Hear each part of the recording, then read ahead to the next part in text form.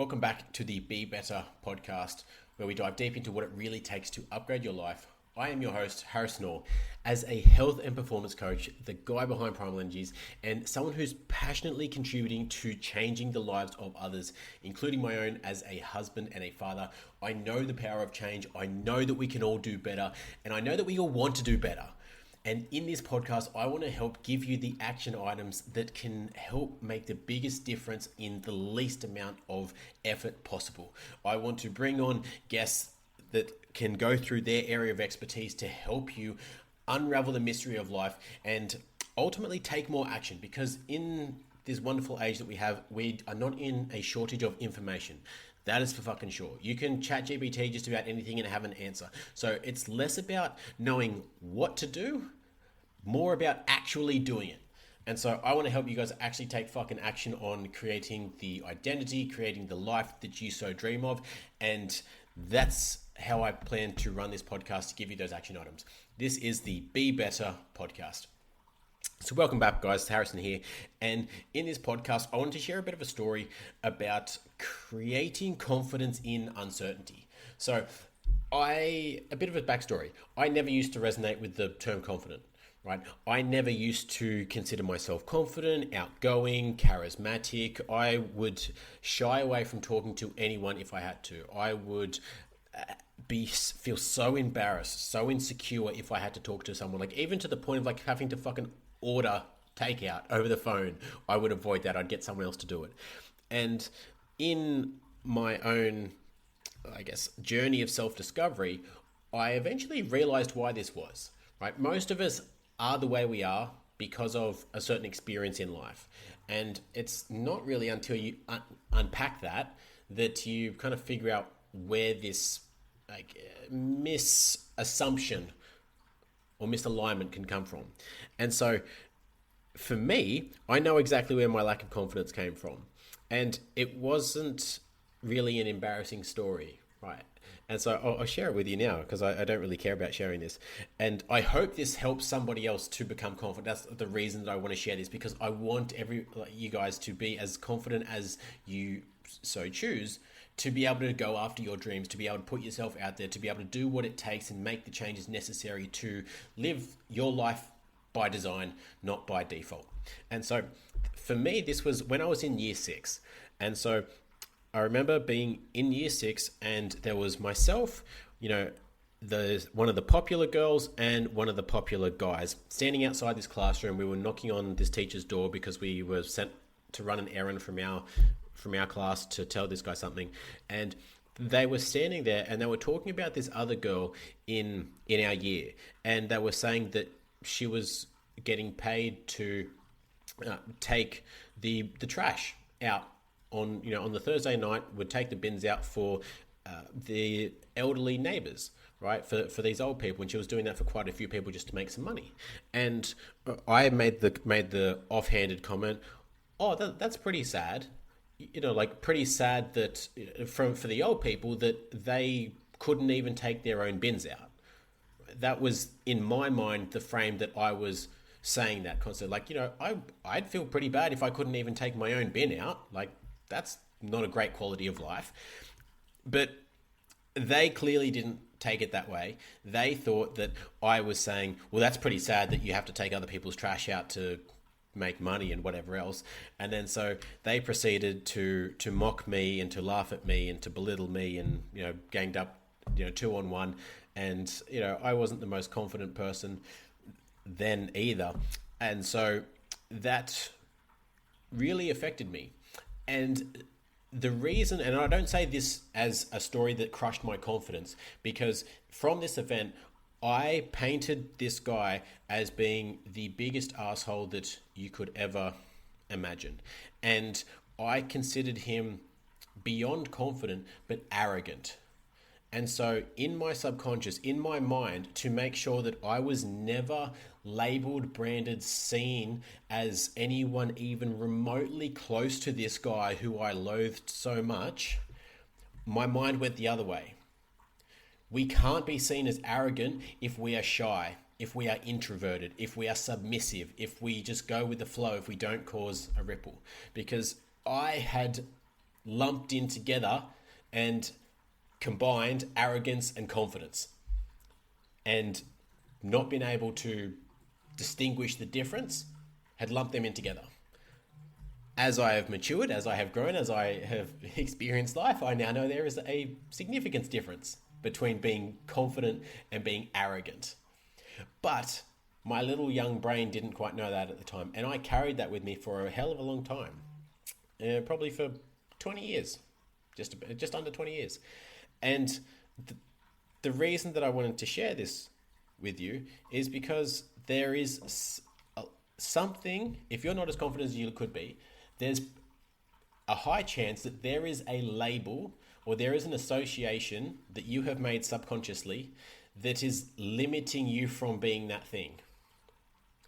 And so, to use another label, I used to tell myself, I'm not a business owner, I'm not a marketer, I'm not good at social media, I'm not these things. And so, because I'm not any of these things, how fondly do you think I looked on the activities of having to run a business, on having to post on social media, on having to do these things? I would say these things almost as like a protection mechanism of, well, if it's shit, I'm not a social media marketer, I'm not a business owner, as if to say, well, it's not my fault, I'm just not those things. Which is a very limiting mindset. It's like not helpful at all, especially if you have goals to run a successful business and to do all these things, right? And so right now, fast forward from where I was at that stage, to having identified that cause, worked on a few things, and then to now where I am now, I can confidently say that I don't even resonate with a lot of labels that I used to say. I used to call myself shy, introverted. I was socially awkward. I was socially anxious. I was very anxious, and I don't experience any of those anymore. And one thing that I wanted to share and make this podcast for is for those people, because a lot of times in life there's things that we don't foresee happening, right? And I want to talk a bit about how I've kind of created this confidence and what I've done recently to enhance this confidence. So one of the things that has been massive for me recently first of all, was dropping what other people thought. Or I should reframe that, is removing my assumptions of what other people thought. And that is a huge differentiation, right? A lot of people say, oh, I'm worried about what other people think. You don't know what other people think. Unless you have asked them or they have told you, you do not know what other people think. You are making an assumption of what you think that they would think, and then you are basing your actions and your feelings off that assumption, which could be wildly wrong. And even in that little conundrum of mindfuckery, there's also the assumption that that other person is thinking about us. There is a high likelihood that they do not care, that they have not given you a second thought. I've had multiple conversations with people and they've said like, oh, what about this or what about that? And that little event or that little wording or that sentence or that little moment that stood out to them did not even register as being noteworthy to the other person. So being able to recognize when we are making assumptions versus the facts that we know can be very helpful in identifying, do I know this for sure? Or have I assumed this? Have I created this in my own head? Because a lot of the times, if we're telling ourselves a self-story of, I'm not confident, they think I'm weird, they're going to laugh at me, and these negative things, naturally, our brain doesn't like to be wrong. So we're going to look for evidence to say, yeah, they were laughing at you. Yeah, they talk behind your back. You're not confident, you're insecure, you're awkward, you're whatever other labels you've associated yourself with. And so that was number one. Identifying the difference between what I know and what I've assumed in terms of what other people may or may not think of me. And then deciding that it's not relevant anyway, because they're going to think something of me, whether I like it or not. And personally, it's none of my business, right? Every person that you will ever meet, from your mum, your dad, to your neighbors, to your neighborhood friends, to your colleagues, to your bosses, to your employees, to your partner, to your kids, to anyone you ever meet in life, will always have a different perspective of you in their mind. So for me, my mum knows a different version of Harrison than my sister does, than my wife does, than my clients know, than the people that know me through Primal do, that anybody else might see me on social media thinks of me as. They're all going to see me in a different light when they've been experiencing a different emotion. So some people might think I'm an arrogant asshole. I don't know. Some people might think I'm humble. Some people might think I'm an idiot. Some people might think I'm a nice guy, right? They might think all these different fucking things, but do any of those things actually matter? Do any of them actually change who I am? No, not really. Like, sitting here right now, you can channel all your energy into thinking I'm an absolute piece of shit, but that does not change me in the slightest. You can channel all your energy into thinking I'm the best person in the world. Does that change me in the slightest? Not really. And so it only changes your state. So when you're in that space of, I can't control them and what they think, but I can control my state and how I feel, why not choose the frame that allows me to be okay with whatever they think and just be myself, and at least I'm having a good time? And so that frame has been really helpful. But then last year, so about a year ago, or a year next week, my first son was born. And then I was, everything was going well. Primal was growing. I had my coaching job, which is going well. The company that I worked for, I was paid salary. So I had that job security, that financial security. And then so everything I did on top of that was just a bonus. And it was pretty stable. It was it was a good setup. I was happy to bring a child into that because, we had the bases covered, and then I had the opportunity to make cream on top with Primal, with commissions, with all that kind of stuff. Great. A couple months later, boss, yeah, I've had enough of this, dude. So, we're starting the handover process, and 6 months I'm going to be out, which means you guys can have it, basically, and that means that you'll be on commission only, basically. So no more salary. Cool. So now I've got a son. I've got a wife that's not working because she's on maternity leave. And I now don't have consistent income. I don't know how much I'm going to make. I don't know how often I'm going to make it. And this is the first time ever that I have, in my working life, not been on a salary, been on commission only. It was stressful to say the least. And financial stress is not a fun stress. I hope you don't get to experience it to the depth that some people do. And it's definitely not that bad. We haven't had to sell the apartment or anything like that, so we're counting our blessings there. But it hasn't been easy. It's not fun living paycheck to paycheck. And I say this as a story now because I know eventually one day we'll look back with gratitude and remember when you had to make everything by hand for Primal, and remember when we were in this, remember when that. So I hope that this lesson and this story comes through with that energy. And so I was in this position where, okay, I can be super stressed out about having to now bring in my own clients, about having to look after, not being on a salary, having that uncertainty. How am I going to, and we preach the mindset of abundance over scarcity. When you're scarcity and you're Scrooging everything, then, life comes hard and things don't flow to you. And so I'm in this space where I've got to practice what I preach. I can't be in this scarce state and expect life to be kind to me. I need to find my way out of this. I need to find some confidence to now put myself out there more so because my family, our financial stability is counting on it. And so what I realized is a couple of things. First of all, and I don't mean this in a overwhelming or in a way to beat people down, but everything can be taken from you. So I know a lot of people will say like they have confidence in their stability of their job or of their house or in their partner, in these things.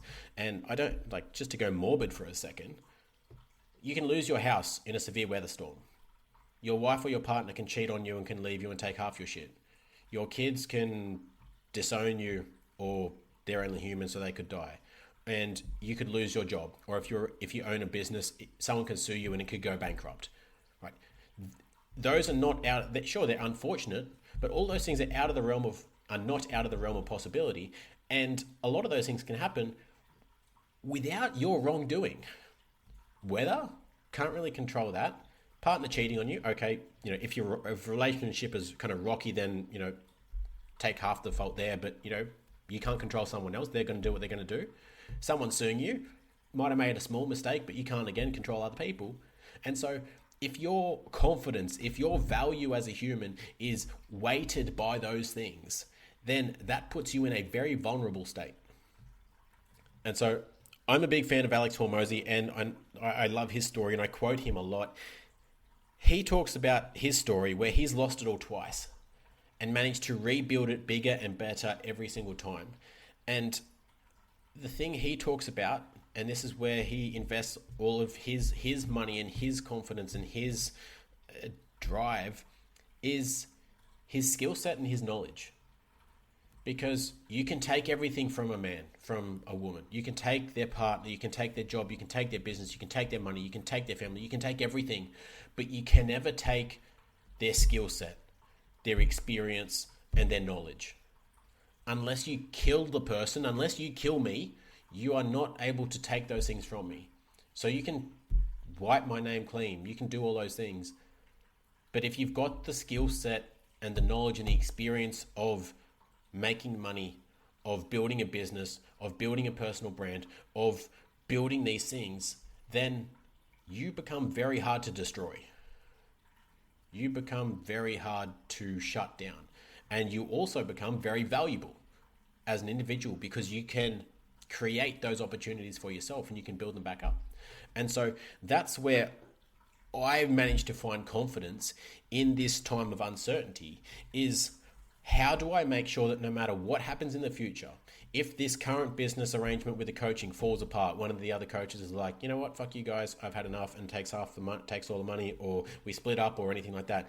If that happens, if something else happens and I want to take a different direction in life, if something that I don't even see as being an option right now happens, and I am left with myself, my skill set, my knowledge, my experience, what experiences, skill sets, and knowledge do I need to have able to feel confident that I can make more money, that I can build another business, that I'm going to be okay, that I can look after myself, that I can look after my family, provided they're still here, that I can do all those things.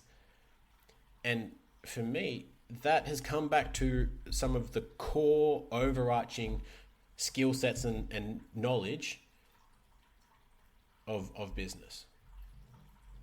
It originally was sales and marketing, right? If you know how to sell, if you know how to market, you are valuable in just about any industry. And so I've now gone one step higher, thanks to going to a couple of Tai Lopez's events and listening to a lot of his stuff recently. And look, when I do my research and my reading, now looking into psychology and human behavior.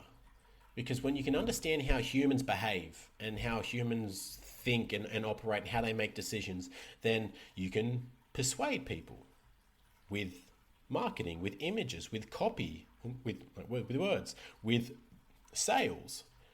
And then it doesn't matter what product or service that you're selling, you have this innate understanding of a human being. And I think that's not just from a money-making perspective, but just from a understanding, connecting perspective, being able to understand someone almost on a level deeper than they understand themselves, I find very interesting and very powerful too.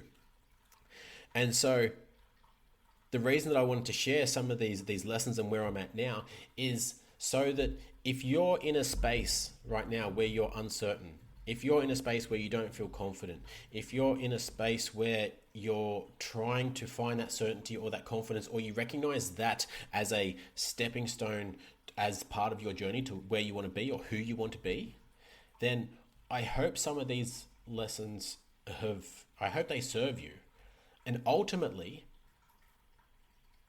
if you're not confident in something, there's probably a reason for it, right? It would be delusional for you to be confident in something that you've never done before. And so I think it's worth differentiating being confident as a human, like as yourself, being confident as yourself versus being confident at a skill, right? I think you can be confident as a person, like as being confident as a person enables me to talk on camera, to have conversations, to engage in social interactions and not feel awkward, to do those things. But being confident at a skill set is its own thing, right? So I think everyone should be at least some level of confidence in themselves, to be themselves first of all without fear of judgment, but then also to pursue what they love and who they love. But just because you're confident as a person doesn't mean that carries over into skill set. Doesn't matter how confident you are as a person. If you've never flown a plane before and you step into a cockpit, you would be fucking delusional to think that you can learn to fly a plane just by looking at all the shit and by sheer confidence. Not going to work.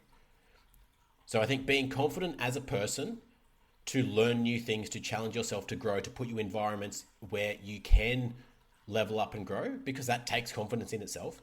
And then recognize what are the skills that I need to be confident or proficient in, and then just practice. Volume. And then you build that confidence with evidence through the actions of doing those things. Like, it has taken me hours, days, weeks, months of talking to myself on a fucking camera, of talking on coaching calls, of having group coaching calls, of recording things like this to get to the level of where I am now, of being able to talk with this kind of energy, right? I am nowhere close to being perfect, to being amazing, but if you saw where I was in how I communicated years ago, it's a huge freaking difference. But I'm only going to get better as well by practicing, by doing this more. And eventually, if you're in the future from now a couple of years, when I've got hundreds of these podcasts under my belt, you'll be able to look back and listen to this one and notice the difference in how differently I use my voice. I know I can get excited, so maybe I ramble and I talk really fast sometimes because I get excited and don't know when to pause, and I don't know when to choose my tonalities, and I need to slow down. So maybe I'll get better at pausing, at emphasizing my point without feeling like I have to jam everything I want to say into 10 seconds.